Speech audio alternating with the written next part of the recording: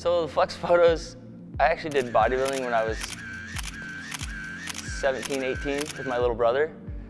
So, and then Pumping Iron obviously is one of the greatest movies ever made, or documentaries, fake documentaries, whatever it is. So I remember in high school, me and my brother would watch that every single day and then go to the gym. So like we practiced posing a lot. Just kind of carried it over. You know, we work really hard for all these muscles. It's fun to flex them sometimes. For a good flex photo, honestly, like these kind of lights, these fluorescent lights with a low ceiling, back kind of away from the windows is usually the best. But I'm dealing with like iPhones, you know, you have these fancy cameras, so you always tell me to get in the light, which I still think I'm gonna be washed out. But I think a low ceiling with fluorescent lights is the key. And then just, you know, you gotta place yourself, play with it, have your buddies say like, oh yeah, that's really good right there.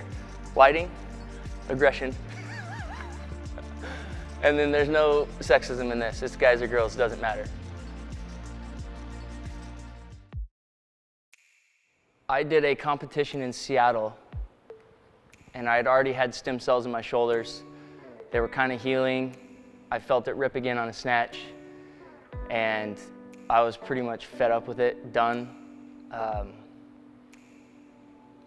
I remember calling, I think it was Michael Cazayoux at the time from Brute, and saying like, hey man, don't worry about programming for me. Like, I think I'm done, my shoulders are hurting. I'm just gonna work out for health and stop trying to compete. And I think it was him that told me about Sean. So I thought, well, I'll try. Because I just didn't want to have surgery. I'd already been through so many procedures, stem cell wise, I was over it. And talking with Sean, he made me believe that I could get healthy again. So we started with it. He had these elaborate tests I had to do, split up over 3 or 4 days. They were absolutely awful. But I remember one test, it was really discouraging for me, is we had to do a 1-arm high pull. And with this left side, I think it was 25 pounds for 6 reps maybe. And I did 23 reps with 45 pounds on that side. So it was, and Sean even said it was one of the biggest discrepancies he's seen. But I'm talking within 6 weeks, I had almost evened those out and tons of the pain was going away. So it's just a little snippet of what the program can do and what it did for me. So it wasn't hard to get Jared to agree to work with us because he was pretty desperate when he came on. That being said, it was hard to get Jared enthusiastic about it because this was totally different from what he'd been told before. We weren't a high-powered orthopedic surgeon with a lot of authority who was telling him this is how it needs to be done. So to get Jared where he needed to go was really a lot of earning trust, having conversations, and meeting him where he was at mentally instead of trying to force what we do down his throat as fast as possible. I initially trusted Sean, not at all, but I was desperate. So desperation is a stinky cologne and I had it real thick. We were also connected by someone who I think you trusted, right? Yeah, Brute had done a pretty good job of taking care of me, so they suggested Sean. I was like, I'm not getting surgery. They say he's really good. I talked to him on the phone, told him what I had going on, and he was like, there's no guarantees I can fix you, but it sounds like you are fixable. And I was willing to try anything. And then I remember that night being like, I'm gonna trust the process and like stick with it no matter what, and just communicate with him, which is hard for me to do. And he proved himself to me. That's what really did it. So like that trust was built based off him caring and following through with what he said he was gonna do for me. So what are you thinking?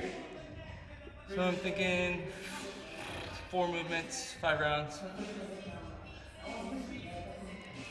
We'll just stick with clean since we've already done some. We'll go power clean. Say 5 would be pretty rough. And I'll have Sean do the girls' weight. Sit-ups. Times. So we get 15 in a minute. Pull-ups.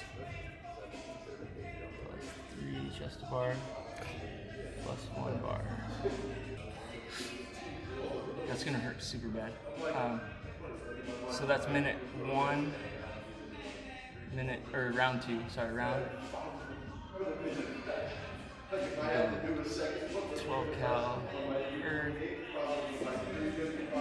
18.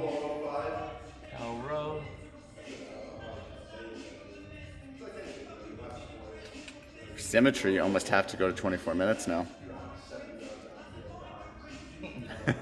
Like this is gonna be this right here. Wait, where is it? That Yeah. is gonna be horrible, and that I think together, breath-wise, is gonna be. All right, and then I guess we'll just come back around for 4 and 5. Yep.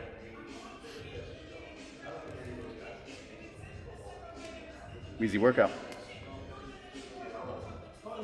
I mean, we could add like a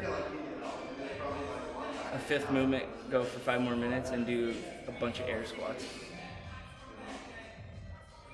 Depends how your knees feel. Like,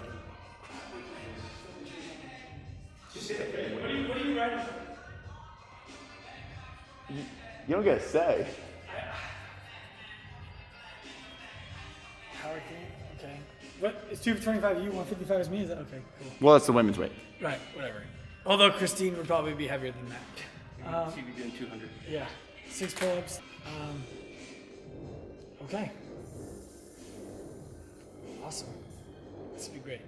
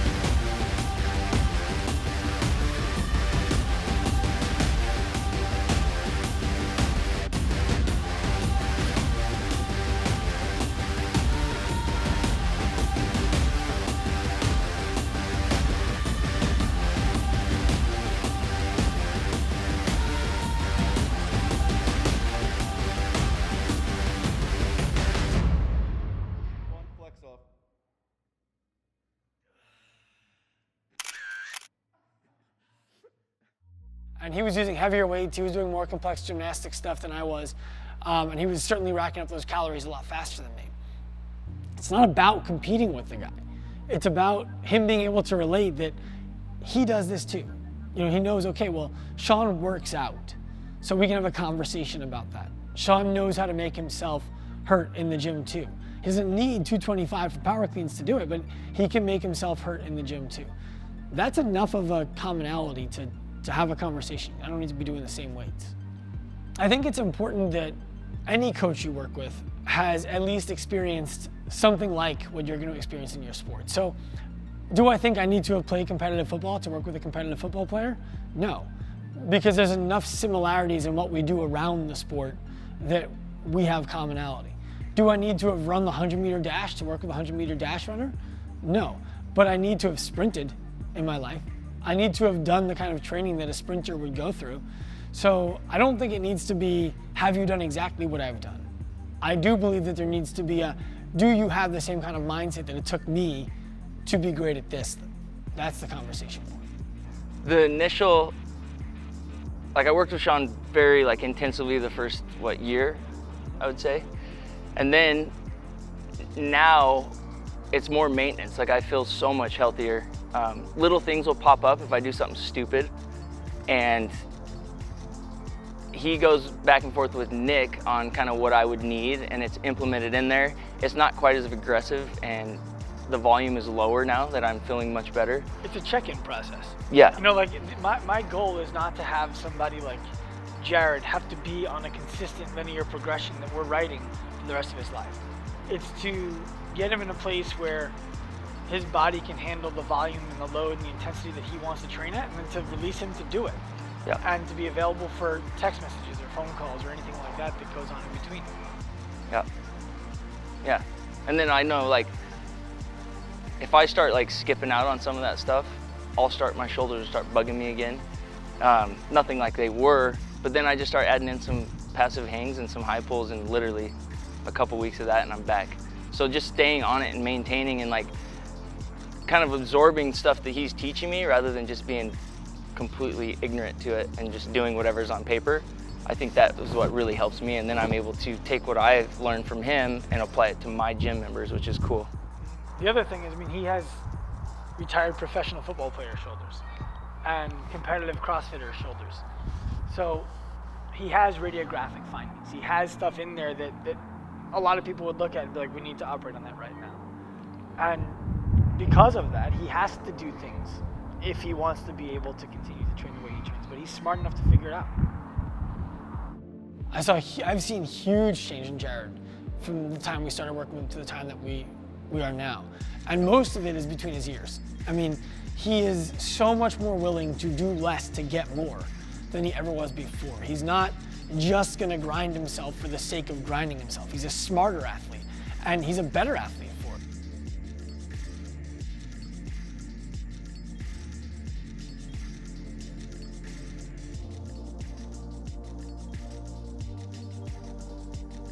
So if the CrossFit Games ends tomorrow, I'm gonna do the same thing. I mean, there's so many people out there that still need fitness in their life. And with my gym, I feel like that's such a good avenue to be able to help people. Like, the main goal of the gym is for that 30 to 50, 60, 70-year-old human to have a better quality of life, to be able to play with their kids, to do those. So that's the thing, I'm passionate about that. The competition thing, it can still be there just inside the gym with my friends and buddies or whatever. So I don't think that the CrossFit Games disappearing would be devastating to me or my character. There's still a lot of fitness out there.